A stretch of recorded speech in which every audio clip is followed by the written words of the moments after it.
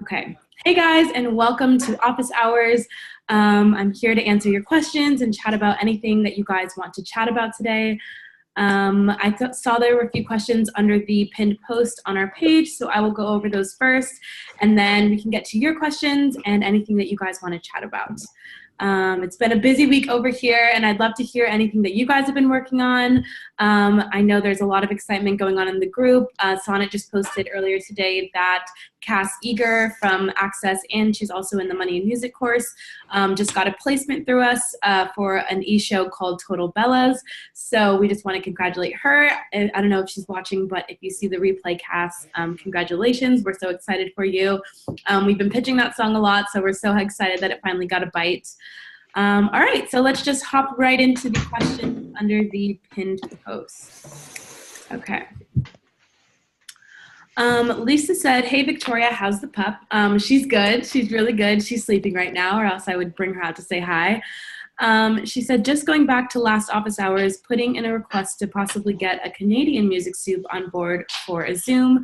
Just wondering if there are different approaches and inside scoops we should be aware of from possible differing needs and wants for songs. Yeah, of course. Let me make a note of that. We're actually in the process of booking more people for May, June, and July to have come on to talk with you guys. So a Canadian music soup, I will put that down. We can't make any promises of, having people on the course, but we will do everything in our power to reach out to them and to see if they're interested. And then ultimately it's up to them if they want to, but we will definitely reach out to a few for you. And if there's anyone in specific or anyone or like a specific network that you want a supervisor to come on from or something like that, just feel free to let me know in the comments of this post, or just you can send me an email and I will do that for you. And then she wants to know if there are different approaches and inside scoops we should be aware of. Yeah, so I'm not sure about that. I would think that it's kind of generally the same. I think that a lot of shows that are produced in Canada air here and vice versa, and we kind of all listen to the same type of music. And so I would think that our, popular music taste is the same, and sync tends to follow the popular music trends. So I would think that it's would be the same, but of course that would be a question for the supervisor. But that's a great question. I see Rick raised his hand. Where are you, Rick? There you are. Hi, how are you? Hi, I have can you hear me okay? Question? Yes. Rick raised hand down here. Okay, well, can you hear me now? Hello? Lisa said, can you ask everyone to mute their picks because we keep hearing tapping and noises from them? Oh, I can just mute everyone right now.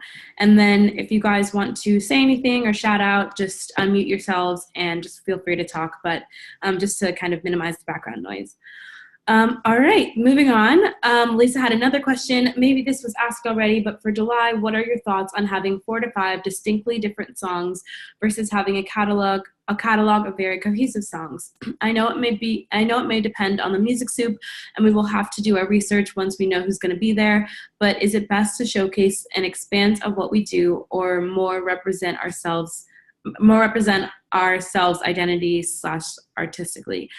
I would say pick, the 4 to 6 songs that you think are the best for sync. I understand that you guys have your own artist projects on the side, and you weren't born sync artists, and you have your own taste and identity and artistry. But I think for this live event, focus on just bringing the songs that you think are the best, the ones that you like. If you could only pitch 5 songs, for however long, what songs would they be? Your strongest songs, your best songs, your most highly produced songs. And then I think once after you get that feedback from the music supervisor on, what they would change, or if they like it or what they don't like about it, then you can kind of going forward know, okay, so these are my stronger suits, this genre I'm stronger in, or this style of music I'm stronger in, or I need to work on this, or I need to work on that. So I would say just bring your best music, and then from there you can say, okay, well, I thought this was my best, but it's not working for this reason, so I can take it back to the drawing board. So I don't think it really matters if your songs aren't all, a cohesive, if they're not all pop songs or all rock and roll songs. I think it's fine if they're of different genres and have different feels, and Because for sync especially, music supervisors don't really care if, they license one of your songs that's a hip hop song, but you mainly write pop. They don't really, care too much about your full catalog because it's just the one song that they're using. So I think that just bringing your best songs and then figuring out where you can kind of move on from there, if that makes sense. Let me know if anyone needs me to clarify that a little bit. I just want to make sure that I'm making sense. Hi, Victoria. This is Rick. Can you hear me? Mark asked, "Hi, Victoria. Hope you are doing awesome. Thank you. I hope you are too.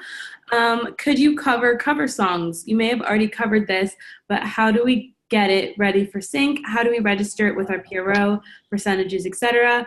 Also, how do we legally set it up to be released as an artist single? I won't be able to watch the live feed, but let's move forward watching later."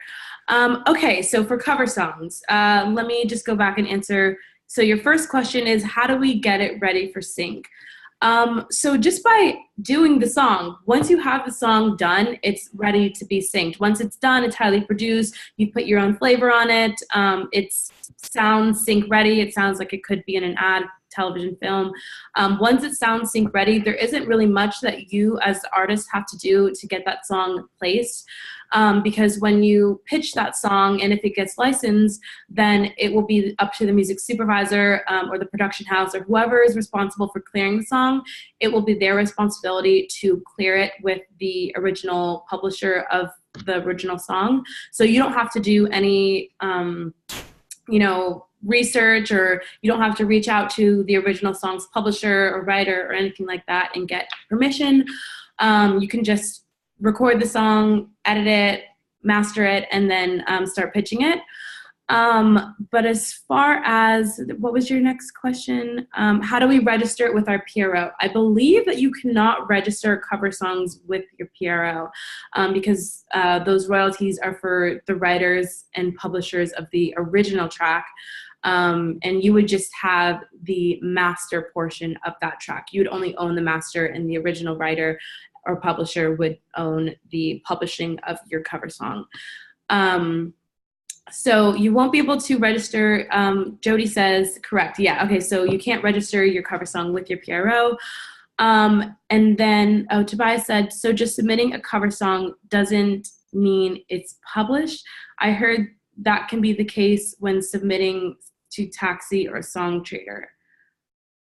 I'm not sure what you mean by published. Do you mean officially released, or do you mean, because when you have your cover song, the master and publishing sides of it are already there. You have the master, and the original publisher automatically has the publishing.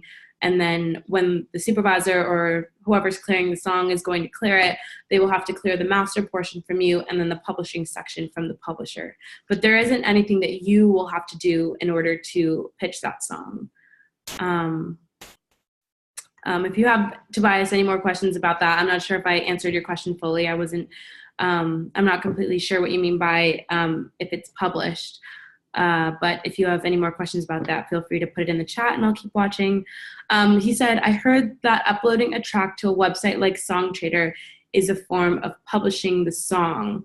Not sure if that's true.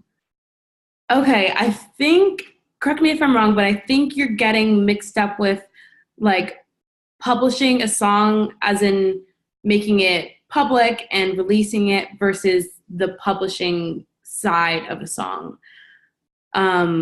Those are two completely different things. So releasing a song and then the publishing portion of your track. Okay, you said, yeah, that's what I mean.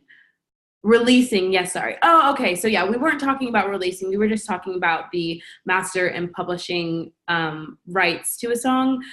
But yeah, so that would make sense if you release a song on Songtradr, that it would be considered publishing or releasing the song because people can go online and listen to it, and it's not really unreleased anymore because it's available to be heard. So yeah, okay, I think that answers your question now. I'm glad we got that covered. But let me go back to Mark's question. So we covered the PRO thing. You can't register it with your PRO. And then percentages, I kind of already said it, but I'll just reiterate. So you you as the artist on the track will get the master side of the master percentage of the copyright, and then the original publisher and writer will always retain the publishing percentage of the copyright. So you will have 100% of the master, they will have 100% of the publishing.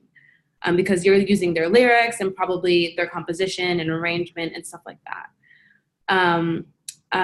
Lisa said, all of this stuff is in Ari's book, at least the basics. Yes, it is. Ari has a lot of great information on this book, in his book.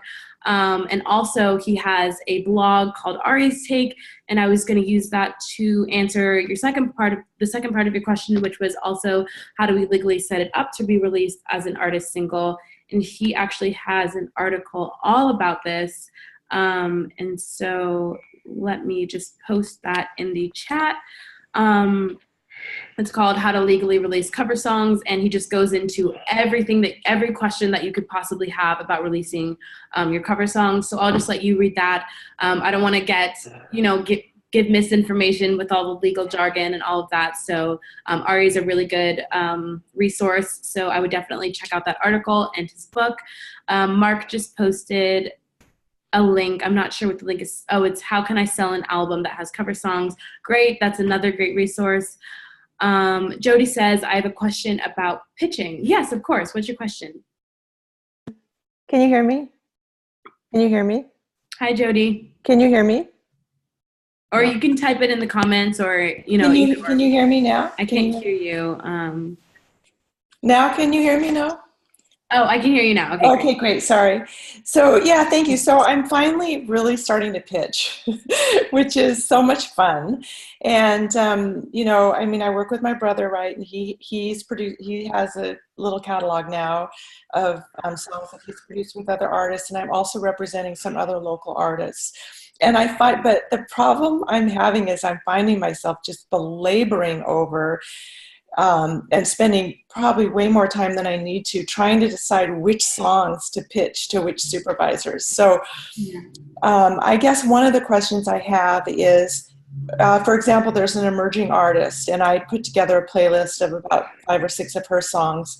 And I was going to send that, and then I thought, why do a pitch when all the songs are so similar? Maybe I should throw in several different artists in there so that they're hearing a different sound with every track. So I don't know if you have any comments about that. And I know a lot of times it just depends on the supervisor, and you can't necessarily get in their head. So, but what's your thought process when you're pitching in regards of the song selection, if it's not to a brief? Okay, so if it's not too brief, I would definitely keep it as diverse as possible, with still keeping within, one theme.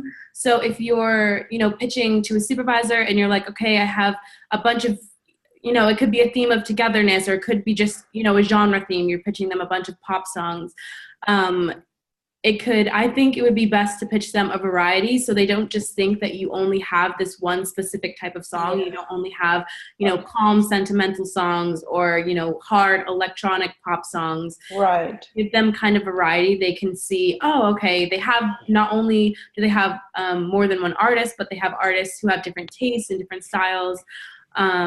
Because, if they click on the link and they start listening and they're like, oh, this is the same thing over and over, maybe they'll be able to use one song, but that's, it's not really going to get their attention if it's just the same stuff over and over. And I find that a lot when I'm listening to submissions, because we get tons of submissions from bands and artists all over.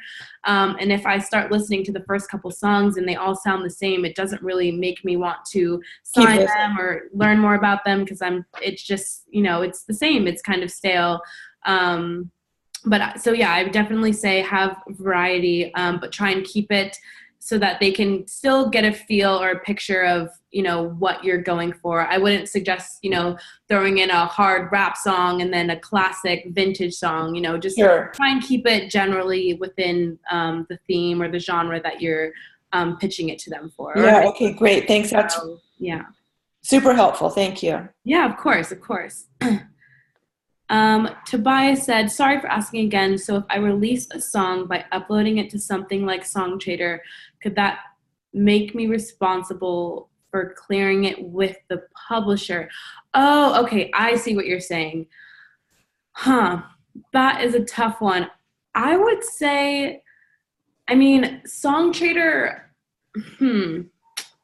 that's a tough one. And I think that Ari would probably be better to answer that. So if you want to tag him, write this question again under our office hours post and then tag him, because I don't want to give you misinformation. I would think that uploading to Songtradr wouldn't make you be responsible to clear the publishing.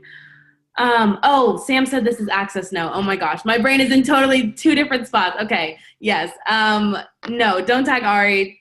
Never mind that. Ari is not in this class. So tag, let's see, Sonnet. Actually, I can ask her too, if that's easier. And then she can just maybe post the question under the office hours post, and then I'll talk to Sonnet about it and let her know that there's a question waiting, and then she can kind of answer it if she knows the answer to it. But I would think that, you know, if you're uploading a song to a website like Songtradr that's used specifically for licensing songs, I wouldn't think that that would be considered a release in the same way as if you were releasing it on iTunes or something, because you're not really making money off of you know, uploading your song to Songtradr. Just like it would not like if you were to upload it to SoundCloud or something like that. But you know, I don't want to give you misinformation. I really don't know. I'm just kind of thinking off the top of my head, and I want to make sure you guys have it right, because that would be a terrible situation to run into. But yeah, if anyone else has any other insight, feel free to comment on, put it in the chat section, and then I'll talk to Sonnet about it afterwards and see if she has any additional insight about this. Oh, Victoria, can you hear me? Yes. Hi, this is Rick Lear. Hi. Oh, Rick. Okay, I can't see you. Okay. I'm doing this on the phone, so this is new to me. Okay. I know this is going to sound remedial, but can you kind of break down the May assignment for us one more time? Because I just want to make sure I'm doing it right. Yeah, of course. So the May assignment is to create a song, an ad-friendly, fun, upbeat, out-of-the-box, high-energy ad song that you are co-writing with someone else in the Access course. Okay. Yeah, so that is just mainly the prompt. It can be of any theme. It could be about anything. There isn't really a specific genre that we're looking for. Just we want you guys to get in the habit of collaborating, and there's so many great resources. We just finished doing all of the one-on-ones for the Access course, and a lot of people were saying that they're either a songwriter and they don't really have anyone who can produce their music, or that's where they feel like their music is lacking and they just don't have the production experience, or, you know, vice versa. They're a producer and they have a bunch of tracks, but not enough people to top line.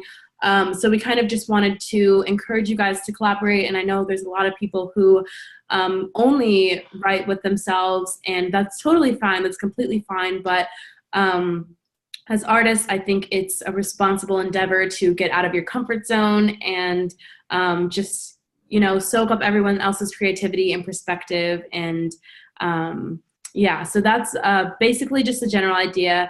It's nothing too strict. We're giving you guys a lot of leeway on, you know, what you can create, but just fun, upbeat, out of the box. Sonnet also created an awesome playlist of songs. I think it's her Monday Music Breakdown playlist that I included in the May assignment post, and you guys can listen to some of those songs and get a feel for just some out of the box songs and tracks and what we mean by that, and just to co-write with someone else in the course. Oh, okay. Victoria, is that playlist also posted in files? Yes, it is. Yeah. Okay. Because I just wanted to be sure, because it seemed the songs had, I mean, they all were, you know, pretty driving, but they all seem to have a pretty positive theme, but it seemed to be like a wide variety of things. So but the main assignment really pretty much is to learn how to work with somebody, a musical buddy system. Right. Yeah. So that's like the main point that we're trying to get you guys to, you know, take advantage of in this assignment is just the co-write. Okay, one last question though. It's okay. So I do have a partner lined up, But also, what if you come up with something on your own as well? And it would fit? Would that also be acceptable? Um, Not for this assignment. We're just looking for songs that have been co-written, but of course you can always submit to us on a rolling basis. Just know that we get a lot of submissions and it may take a minute for us to review it. But for this specific assignment, just submit co-writes for the May. Okay. Okay. Thank you, Victoria. I appreciate you. Okay. Yeah, of course, of course. Okay. Okay. Bye. Yeah. Okay, let me just make sure. Carrie says, were the one-on-ones only for bonus or were they for all members? Just for the bonus that we did a couple months ago. Kaylee said, such a great playlist, have been listening to it this morning. Awesome. Yeah, there's a ton of really great stuff in there. Lots of variety. So that's an awesome resource. Let me just make sure. I think there was one more question. Yeah, from Keith Ward. He said, hi, Victoria. Like Mark, I have to miss today's office hours. But question, when evaluating a song, can you list what you are listening for in the first 5 to 10 seconds? And then what are you checking after you start spot checking? Thanks. So in the first 5 to 10 seconds of a song, we're looking for something that just catches your attention right away, something that right off the bat, you know where the song is going. You hear, you know, what lyrical theme they're going for. You hear the energy behind the song, especially if you're going for an upbeat, you know, powerful, bold, full song. We want to hear that like right off the bat. But you know, it's also okay if it's not this huge explosion of sound at the very beginning. It's okay for it to come in strong, and then build, but the key is for it to come in strong. And then let me make sure I'm answering all of this. And we're looking for high quality production, of course. And I guess within the first 5 to 10 seconds, just that it comes out strong, that it starts. And then once we get a little bit, you know, into the first verse, into the first chorus, we're looking for a variation. We tell you guys that all the time, different sections. We also, this isn't a necessity, but we also look for genre blending just because that's been used a lot and asked for a lot in sync lately. So taking two genres that wouldn't normally be put together and putting them together. Like funk and pop, or electronic and funk, or 80s rock and electronic sounds, or just, you know, something like that, just blending two genres. And then he said, what are you checking for after you start spot checking? Yeah, so just the variation. The energy has to stay up throughout the entire song. It's so, so, so important that it not only stays up, but that it varies so that it can stay up, because even if, you know, it's a super high energy song, if it just stays right there, like super high energy the whole time, it's going to get stale. So, you know, you have to have those peaks and valleys and, you know, the drops and stuff like that. So definitely just making sure that it doesn't get stale by the end of the song. You know, when you're writing a song, think about if this song was to be put in an ad or in a television show and there was no dialogue in that ad or that scene, would this song be able to carry, or would it get stale after 20 seconds? So I think that's super important.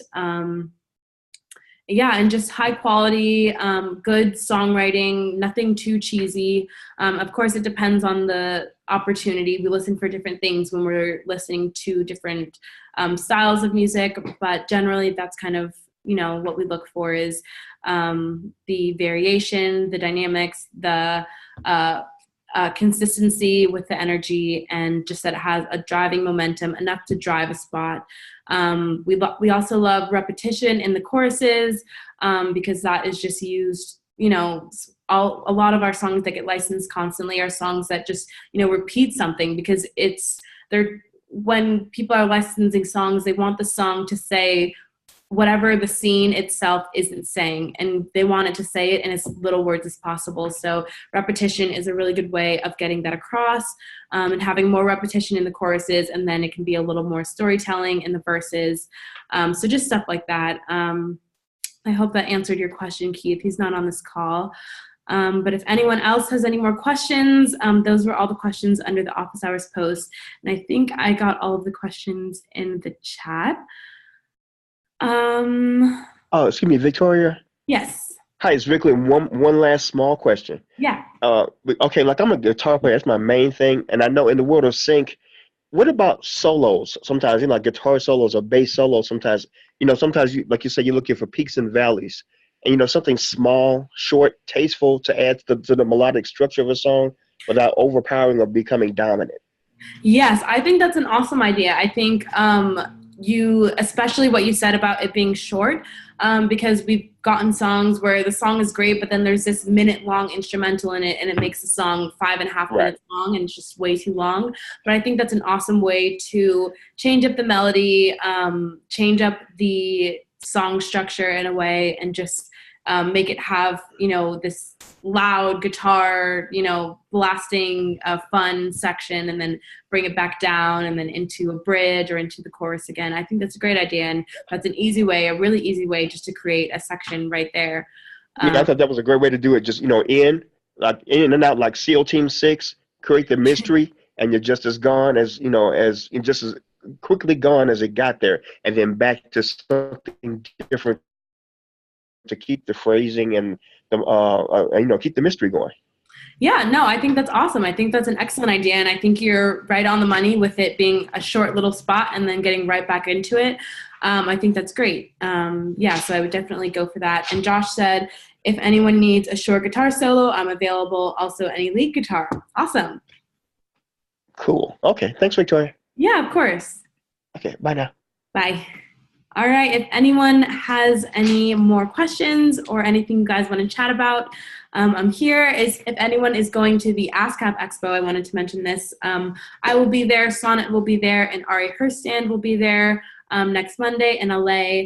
Ari and Sonnet are on a panel together, so make sure to check them out and say hello, because they will be there next Monday, and I'll be with them, and it's going to be a super fun day.